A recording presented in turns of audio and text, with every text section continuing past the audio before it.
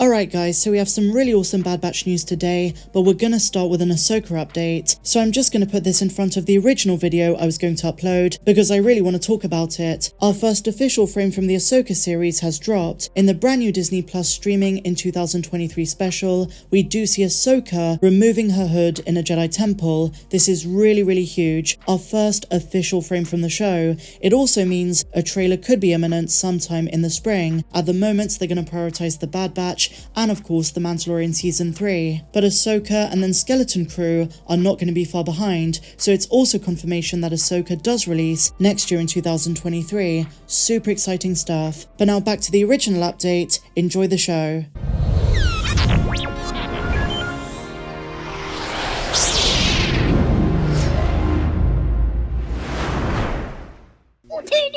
Hello my dear friends, and welcome back to another Star Wars news update. Today we have some really exciting news for the Bad Batch Season 2. The creatives on the show have always been the best source for hype, reveals, hints, and overall excitement. Whether it's in official interviews or just on Twitter, they're the ones who really push the anticipation forward, and that is very much the case for today's video. With just 2 weeks to go, Brad Rau, the director and producer on the show, has spoken with IGN about what to expect in the series. This is really exciting. When asked about cameos and other Star Wars legacy characters, Brad Rau openly confirmed the upcoming season would definitely have some, sharing that Gungi, Emperor Palpatine, Cody, Captain Rex, and even others were going to appear. Here's what he said in his own words. "We definitely have some. We're always very careful when we talk about this, but you can see in the trailer it's so cool to have Cody back, and seeing him in animated form is so awesome. We have Gungi, the Jedi, we have Palpatine, incredible. I'm not gonna say much more than that, but anytime we can bring in characters like that, it's always so exciting in the writer's room. And as we design the characters, as we talk about the different details to these stories together, it's really fun when we have those extra action figures to play with. And if you think back to when we covered the first reviews, those who got screeners did say there are a lot of surprises,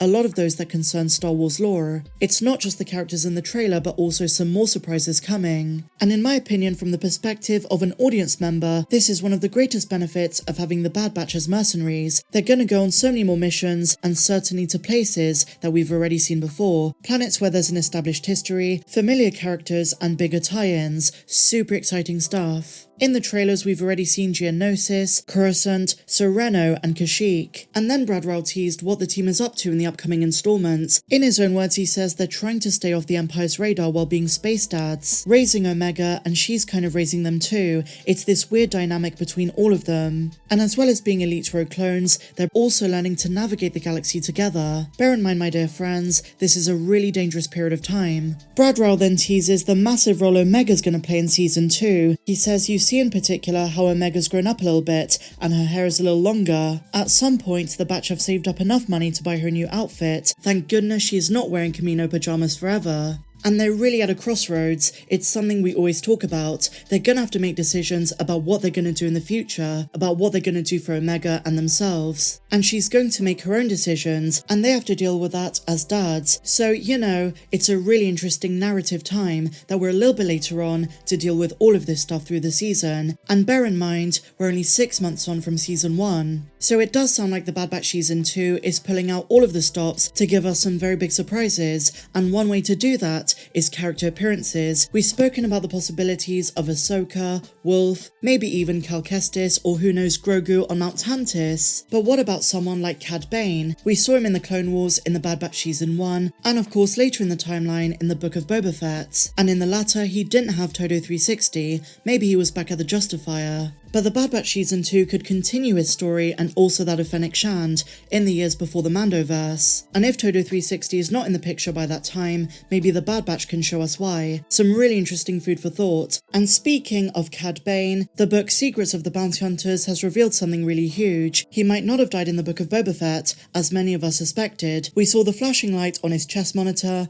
and now this is what they say. When the Clone Wars ended and the Empire rose, Bane continued to take on high-profile jobs spanning the galaxy from Braca to Borovio, even as a new generation of hunters stepped into the spotlight. Bane refused to hang up his hat. When we last spoke, he had been offered a handsome fee to serve as an enforcer for the Pike Syndicate on Tatooine, sadly the very same branch of the syndicate that was eliminated by Boba Fett soon after. If reports are to be believed, this job may have been Cad Bane's last, but then again, maybe his rumoured demise was simply an elaborate ruse to give me a false sense of security. After all, Cad Bane has been known to hide in the shadows, as he seeks out the galaxy's greatest targets. Unfortunately for me, Hondo Ohnaka is as great as they come. If my old friend still lives, I have little reason to expect that he would turn on me. But then again, that might be exactly what Cad Bane wanted me to believe all along. And the person talking here is Hondo Ohnaka, and so as we can see, maybe Cad Bane lived. Obviously the Bad Batch Season 2 is decades before the Mandoverse,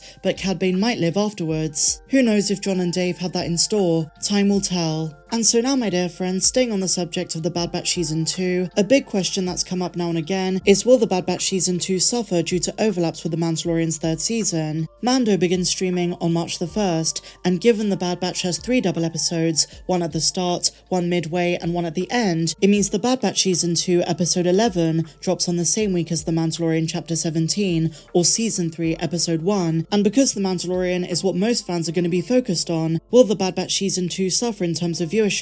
Well, I'm going to say no, due to an accurate yet effective and very simple concept, the Star Wars funnel. At the top you have the live-action TV shows and movies, then you have the animated shows, which typically get less viewers, and below that are the books and then the comics. But the fans who are watching The Bad Batch are watching The Mandalorian as well. In fact, because The Mandalorian is so popular, it draws a more casual crowd as well, and they might be motivated and encouraged, also due to good marketing, to check out The Bad Batch too. So I don't necessarily think The Bad Batch Season 2's viewership is going to suffer. In fact, it's streaming alongside Mando for the second half of the season is going to encourage new viewers to check it out. And look, fans of Star Wars animation, be they Clone Wars fans, Rebels fans, fans of all of it, they're already aware of The Bad Batch, and they're going to be watching nonetheless. But who knows, maybe I'm being too optimistic. Share your thoughts on this in the comments down below.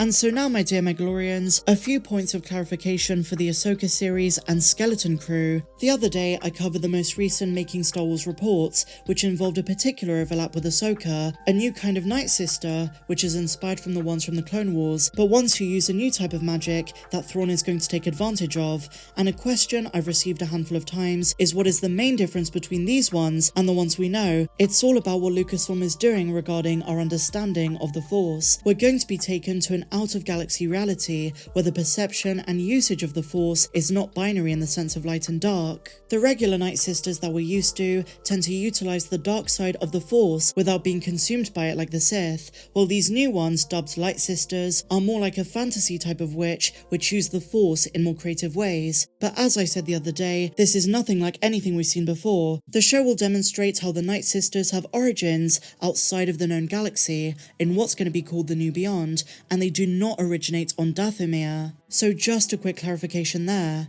And while we're on the subject of the Mandalorian universe, since the release date for the Mandalorian Season 3 was moved to March, I no longer believe the trailer's gonna drop on Christmas. It just doesn't make sense. They're almost certainly gonna prioritize the Bad Batch Season 2, given that's just 2 weeks away, but you never know. Let's wait and see. If you enjoyed this video, please be sure to give me a big fat thumbs up, subscribe if you're new, and I'll see you tomorrow. May the Force be with you always.